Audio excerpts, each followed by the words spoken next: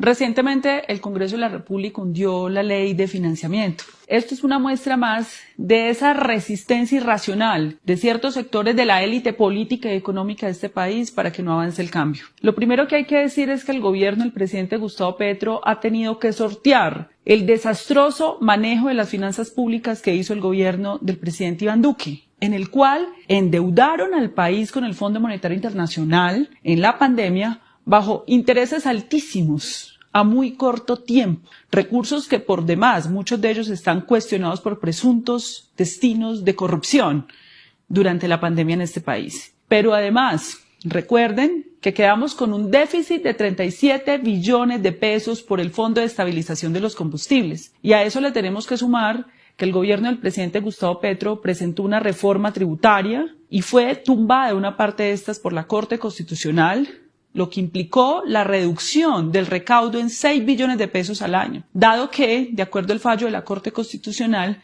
se permite la deducción de los impuestos a las regalías, es decir, las transnacionales extractivistas de este país deben pagar impuestos y regalías. La Corte Constitucional no permitió esto y esto significó 6 billones de pesos menos para el recaudo, para las finanzas del país. Debemos decir que lo que buscan estos sectores de la oposición que quieren obstruir el cambio es que el gobierno deje de invertir en programas sociales para la ciudadanía, para los niños y niñas, para las mujeres, para los viejos y viejas.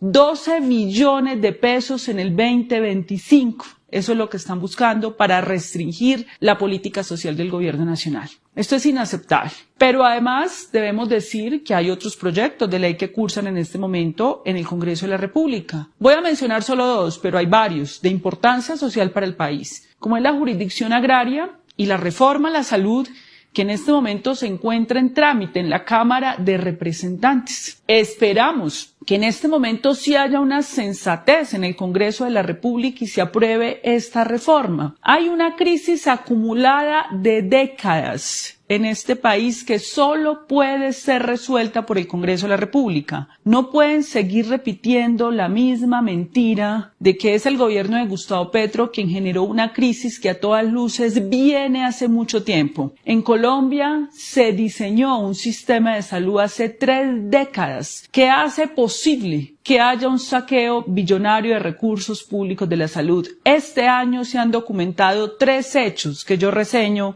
en mi artículo de la revista Sur. El primer hecho que se documentó tiene que ver con una denuncia que diversas organizaciones de la sociedad civil interpusimos ante los organismos de control por la presunta pérdida de 13.2 billones de pesos en 4 años por parte de las EPS, de recursos de los impuestos de los colombianos y las cotizaciones de los trabajadores. Posteriormente, la Contraloría General de la República nos dio la razón y abrió procesos de responsabilidad fiscal por 11.3 billones de pesos que podrían haberse perdido, desviado, destinado para fines distintos a la atención en salud solo en el año 2020 de la pandemia, donde el gobierno de Iván Duque nos estaba endeudando a altísimos intereses. Y ya el último hecho documentado y denunciado penalmente por la Superintendencia de Salud es el caso de Ecosalud, donde hicieron un préstamo a un banco por 200.000 millones de pesos con una empresa de papel que crearon, Cosalud Inversa, con un patrimonio de 10 millones de pesos. Eso no es raro en el sistema de salud. Recordemos que Medimás fue creada con un patrimonio de 1 millón de pesos para manejar 320.000 millones de pesos al mes. Todo esto permitido y autorizado por los gobiernos anteriores que han generado una maraña normativa para permitir que billones de pesos de los colombianos se manejen casi que a discrecionalidad. Esos 200.000 millones fueron respaldados con los recursos de los colombianos y posteriormente, cuando sobrevino la intervención,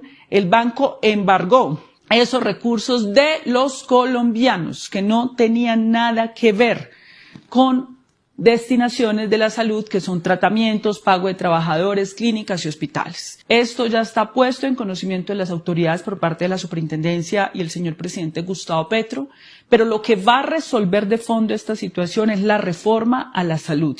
y solo el Congreso de la República tiene en sus manos la responsabilidad de resolver este tema o no, porque las intervenciones son insuficientes. Las intervenciones no son la reforma a la salud. Las intervenciones son mecanismos constitucionales que tiene el gobierno y el Estado para poder proteger recursos públicos que entrega entidades particulares. En Colombia eran 157 EPS, intervinieron y liquidaron más de 100 en todos los gobiernos. Lo que va a resolver el problema de fondo es la reforma a la salud. Y volvemos e insistimos, el sistema de salud debió reformarse hace muchísimos años. Es como si tuviéramos un paciente con cáncer. Si a ese paciente no se le aplica el tratamiento a tiempo, entre más tiempo pase, más va a empeorar la enfermedad. La crisis va a continuar si el Congreso de la República no aprueba la reforma a la salud para poder hacer una transición ordenada. Les invito entonces a que lean mi columna, mi ensayo en la revista Sur Carolina Corcho, donde explico con datos,